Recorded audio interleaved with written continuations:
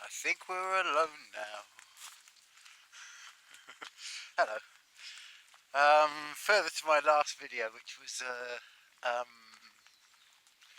I was slightly peeved, to be quite honest, because what happened was a friend of mine came in who'd been to the Extinction Rebellion um,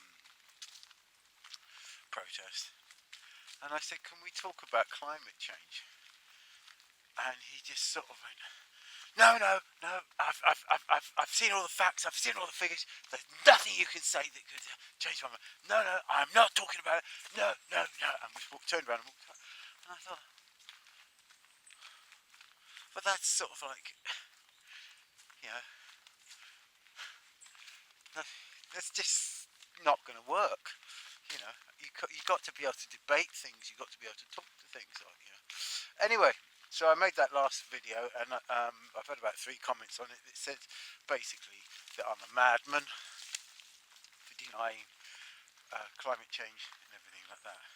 But the Extinction Rebellion people, this is to you guys.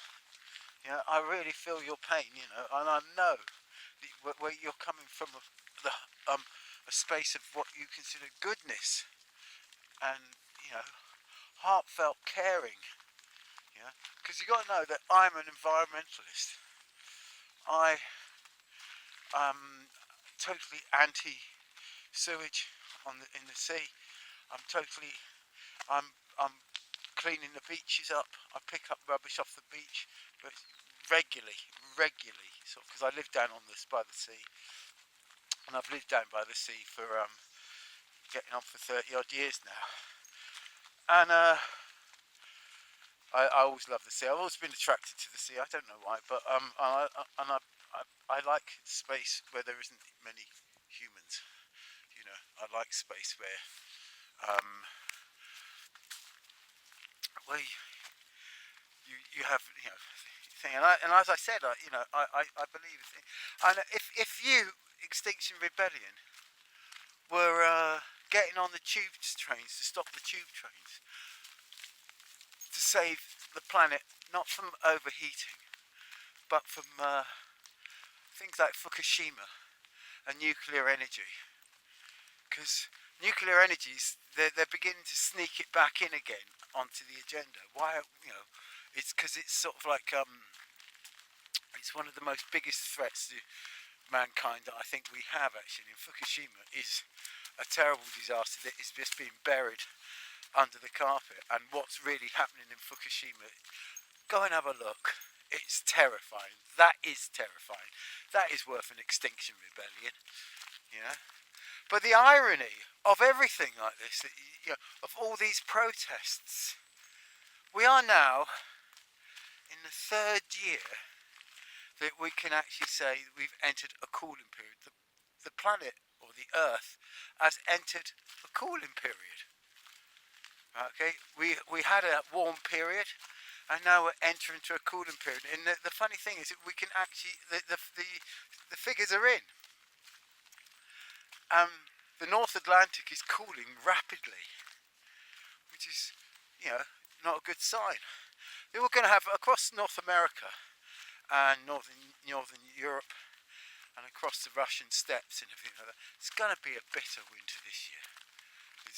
And I think it's already started in Wyoming and places like that. And I think we're looking at New York getting some snow in the next thing. Boston, around that area, even as far as Boston, getting a dose of winter in the next couple of days or so. Right? This is early. And the reasons why it's come early is because we're not heating, we're cooling. Okay? And that's 10 times more threatening than heating up anyway. If you go and have a look at the warm periods, just put your search into Google for warm periods and civilization, and there's a graph, and it shows that sort of like from the ancient Sumerians through to the Egyptians and the Greeks and the Romans and the medieval expansion and contemporary times, right? Okay, there those expansions, the expansions of human civilization and human, society and development and invention and everything was all without fail done in what they call a warm period. And that warm period, the Sumerian one lasted for about 1,000 years or so. It was quite a long one. It was a particularly long one.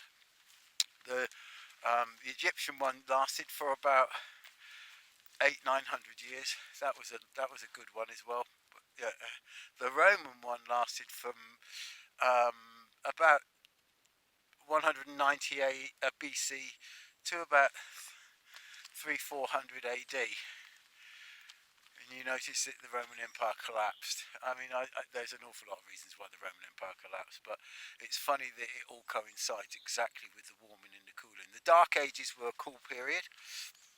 All the cathedrals were built during a warm period. The big cathedrals of Europe. Okay, that was all during the medieval warm period. Well, it's warmer than it has been in this last warm period, by the way, because they were growing grapes up in Newcastle. That's something. That is something. And this last warm period, we've had the 20th century, which was an absolute boom for technology and development. And now we're going into a cold period. And that cold period could last for 30-40 years. I don't know. It could last for hundreds of years. But it's going to be a lot cooler. But Extinction Rebellion, do check those figures out and do have a look at that, properly. Don't just go to your own sources. Don't go to the thing.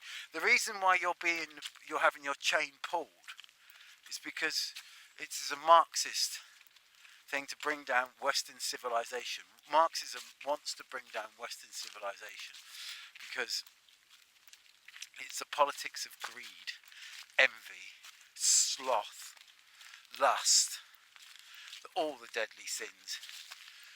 I was really, really annoyed because I did a video about a year ago, saying how Marxism was encapsulated all 7 deadly sins.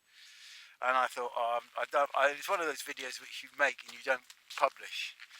And then somebody goes and makes that a much better video than I made about exactly the same subject. Anyway, do check me out. Check my figures out. I will, you call me a madman. Say I need drugs to help and everything like that. That doesn't solve anything. And if somebody tells you that global warming is not a thing, and they want to talk to you about it,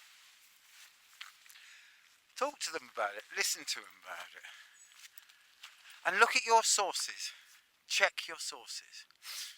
Because they're not good. Peace.